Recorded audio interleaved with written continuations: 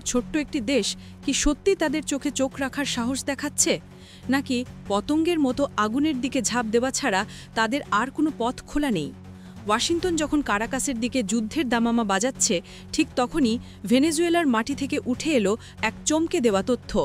যুদ্ধবাজ Donald ট্রাম্পের দম্ভ চূর্ণ করতে এবং নিজেদের অস্তিত্ব টিকিয়ে রাখতে ভেনেজুয়েলা বেছে নিয়েছে এক ভয়ঙ্কর পথ।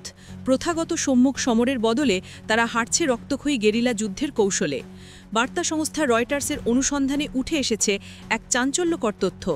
আত্মরক্ষার শেষ কবচ হিসেবে ভেনেজুয়েলা তাদের ভাণ্ডারে মজুত করেছে ৫,০০০ রুশ তৈরি ইগলা মিসাইল। কাঁধে বহনযোগ্য এই বিধ্বংসী ক্ষেপণাস্ত্রগুলো নিমিষেই নামিয়ে আনতে পারে নিচু দিয়ে অড়া যে কোনো শত্রু বিমান বা হেলিকপ্টার। প্রেসিডেন্ট নিকোলাস মাদুরো খুব ভালো করেই জানেন, আমেরিকার বিশাল সামরিক বহরের সামনে তার সেনাবাহিনী অনেকটা হাতির সামনে পিঁপড়ার মতো।